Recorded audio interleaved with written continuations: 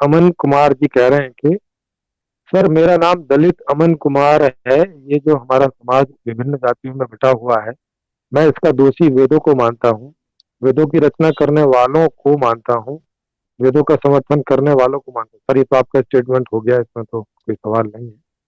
और मानने को कोई कुछ भी मान सकता है। वो ऐसा मान सकते हैं कि वेदों में सारा ज्ञान है, सारा विज्ञान है, सब कुछ है, और आप ऐसा मान सकते हैं कि वेद ही दोषी है और उनके बनाने वाले ही दोषी है। लेकिन दोनों की सारी बात ये मान्यताएं। है, हाँ दोनों की मान्यताएं हैं, और दोनों की मान्यता में कोई किसी ने आधार नहीं दिया, और उनको तो उन्होंने तो टाइम ले लिया, यहाँ पे आके अपनी बात रख दी। और दलित अमन कुमार सर, मैं आपको यहाँ पे समय देना चाहूंगा, अगर आप हैं और इस बात को यहाँ पे हम लोगों को समझा सकें, और हम लोग कैसे सवाल पूछते हैं ये आपको यहाँ पे ऑलरेडी मालूम ही है, तो उस तरह के सवालों के जवाब देने की तैयारी में आप आइएगा। क्योंकि अभी जो वक्ता थे, उन्होंने तो हम लोगों के कोई पहले वीडियो भी नहीं देखे थे, उनको पता भी नहीं था। नहीं तो अदरवाइज हो सकता है कि शायद आने के पहले कुछ सोचते वो। तो लेकिन आप सोच समझ के आइएगा और उसकी तैयारी भी करके आइएगा, और आप हमें बताइएगा कि कैसे वेदों के रचयिता और वेद जो है वो इस बात के लिए उत्तरदायी है। तो बताइएगा तो। ये क्या है, इन्होंने लिखा है पदभ्याम शूद्रो अजायत। इन शब्दों का सही अर्थ कोई नहीं बता सका है। ये शब्द अब जहर बन चुके हैं। मैं इन शब्दों को वेदों से हटाने की मांग करता हूँ। पदभ्याम शूद्रो अजायत, सर इसका क्या अर्थ है? मुझे उतनी अच्छी संस्कृत नहीं आती, तो इसका मुझे, आपको आती है तो थोड़ा बताइए, इनका इसका नहीं नहीं क्या नहीं अर्थ है? सर, नहीं नहीं, नहीं, मुझे भी नहीं आता। अच्छा, आपको, चलो तो कोई आचार्य ही बता सकते हैं इस बारे में। जी, दलित अमन कुमार जी कह रहे हैं कि आनंद सर, क्या आप भी ये मानोगे कि पदभ्याम शूद्रो अजायत, इन जहरीले शब्दों को, अच्छा अच्छा वो समझ गया, पदभ्याम शूद्र माने पैरों से शूद्रों का पैदाइश होती है, इसका ये अर्थ है, मुझे याद आ गया। माने वो जैसे उस तरह की, उस तरह का एक बताया गया है कि सिर से जो है ब्राह्मण पैदा होता है, माने जो ब्रह्मा था हम्म। उसके सिर से ब्राह्मण पैदा हुआ, छाती से क्षत्रिय पैदा हुआ, और पेट से वैश्य पैदा हुआ, और जंघाओं से या बोले पैरों से शूद्र पैदा हुआ। तो ये पैरों पैरों से शूद्र पैदा, उसकी पैदाइश है, मतलब पदाभ्याम माने पैरों के द्वारा, शूद्र माने शूद्र, और अजायत माने उसका जन्म है वहां से। तो इन जहरीले शब्दों को वेदों से हटाने हटाने नहीं देना चाहिए। इन शब्दों ने समाज का कुछ भला करने के बजाय बुरा ही किया है।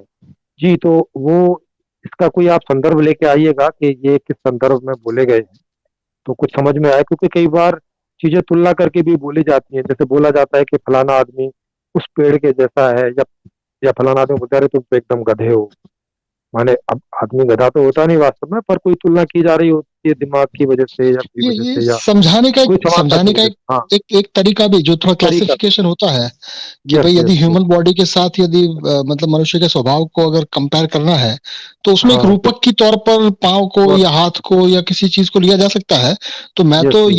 ये जो सर जो लिख रहे हैं उनको मैं ये कहूंगा कि भाई इसमें आपने उस चीज को ज्यादा पकड़ के रखा हुआ है।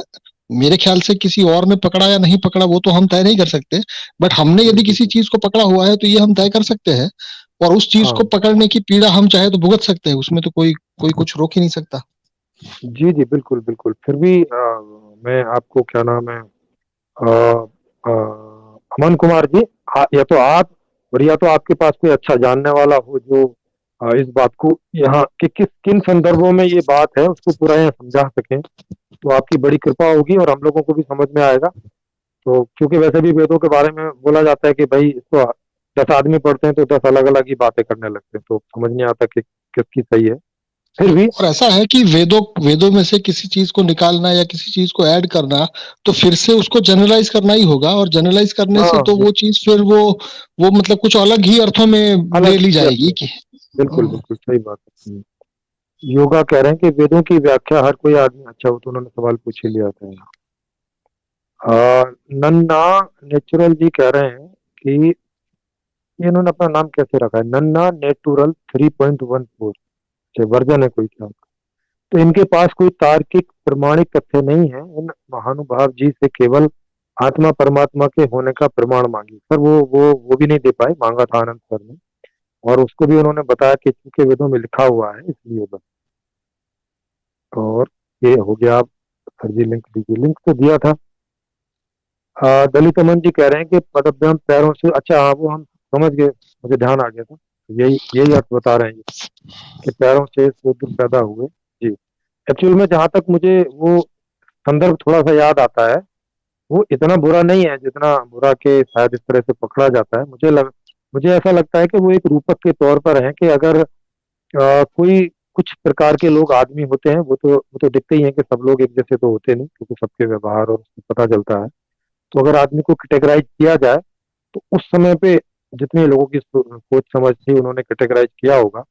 तो शायद उन्होंने इसको इस तरह से रिलेट कर लिया होगा कि सिर का मतलब हुआ होगा कि शायद बुद्धि जिन लोगों में ज्यादा डेवलप हो, शार्प हो, उन्हें शायद वो बुद्धि से रिलेट कर रहे हैं, या सिर से रिलेट कर रहे हैं, हेड से, मतलब मार्गदर्शक। क्योंकि सारी हमारी ज्ञान इंद्रियां इसी हिस्से में होती हैं, सारी की सारी पांचों ज्ञान इंद्रियां, आंख भी, नाक भी, जीभ भी, कान भी, और टच तो होता ही है यहाँ पर। तो वो है, बाकी टच तो पूरे शरीर में है, लेकिन यहाँ पर भी है, तो यहाँ पांचों हैं। बाकी पूरे शरीर में टच है, इसके अलावा तो और कोई ज्ञान इंद्रिय वहाँ होती नहीं, शायद इस वजह से ब्राह्मणों को कहा हो। और क्षत्रिय का इसलिए कहा हो क्योंकि भुजाओं में ताकत होती है, तो वो ऐसा कुछ भुजाओं वाला काम ज्यादा करने के लिए लालायित रहते हों, इस तरह के लोगों को।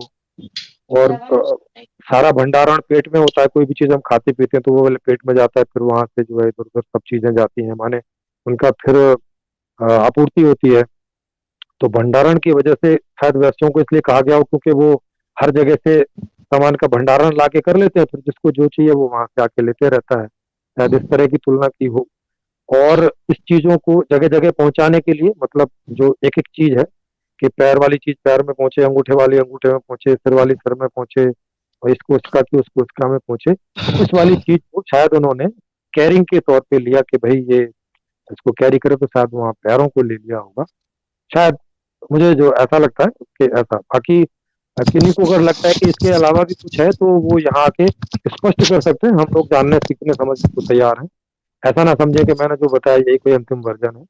तो इस तरह का है।